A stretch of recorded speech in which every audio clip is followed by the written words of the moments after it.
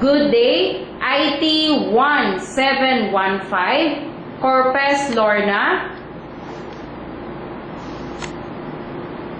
36 years old, married, college graduate, experience with 2 years, local domestic helper, ex-abroad. Please introduce yourself.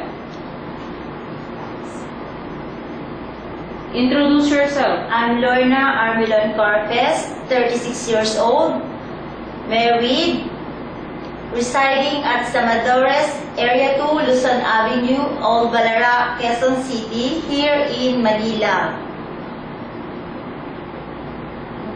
Okay, so how long have you been married? 8 years.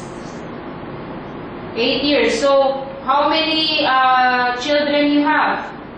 I have 2 kids, same boy. My eldest son is 5 years old and my youngest son is 2 years old. So what is the job of your husband? All around services. Okay, so who will look after or who will taking care of your 2 children if you work in Hong Kong?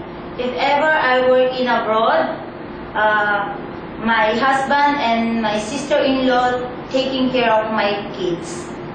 So do you have an experience as a domestic helper in abroad? Yes, ma'am. Okay, can you tell something? I have experience in Hong Kong as a domestic helper, in Colon, Hong Kong. So did you finish your contract? I'm not finished my contract because my employers told me she need to release me because she have no more job. Okay, so what did you do in the house? I clean the house, cooking, washing, ironing, and taking care of their kids. After that, I give the food and I change their clothes and I bring them in school. Okay, so do you have an experience as a domestic helper here in the Philippines? Yes, I have. Okay, can you tell something? How many years? What did you do in the house? I have experience as a domestic here in Philippines, 2 years. Okay, so what did you do in the house? I clean the house, washing, ironing, and I prepare the food of them, and I taking care of the daughter of my employer. Okay, so how many hours travel from your home address up to here in the office? 1 hour and 30 minutes. Okay, so do you know how to cook? Yes, I know how to Okay, cook. so what food do you usually cook? I cook adobo, sinigang, caldereta, any kind of Filipino food. Okay, so do you know how to cook Chinese food? Yes, I know how to cook Chinese food, but a little. Okay, but are you willing to learn more how to cook Chinese food? Yes, I'm willing to cook Chinese food. Okay, so do you think can you follow a Chinese recipe book? Yes, I can follow if the recipe translated in English. Okay, so do you have an experience how to taking care of a newborn baby? Yes, I know. Okay, can I you have give me experience. example how to taking care of a newborn baby? Change their clothes, change the diaper,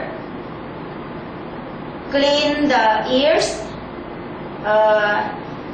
bathing, give the milk, and What will you do if the baby has a fever?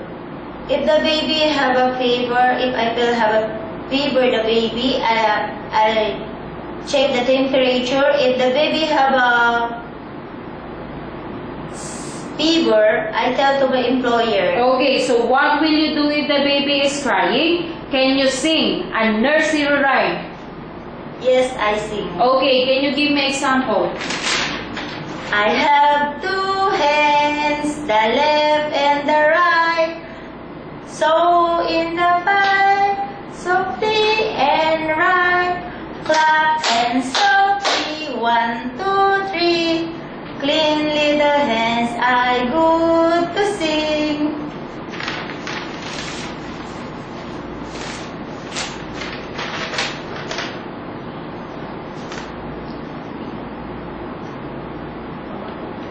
Okay, so why do you want to work in Hong Kong? I want to work in Hong Kong because I want to work to earn money.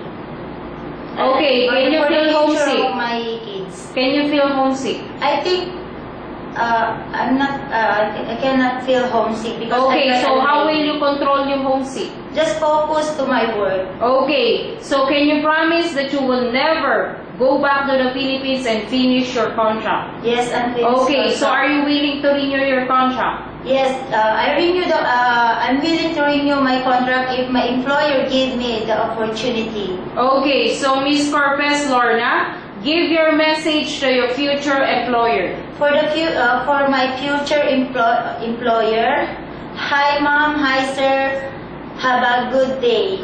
I promise if you hire me as a domestic helper in your family, I promise that I will do all the best I can best, and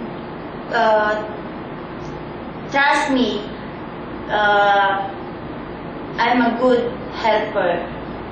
That's it? That's it? That's it. Okay. Thank you, Miss IT 1715.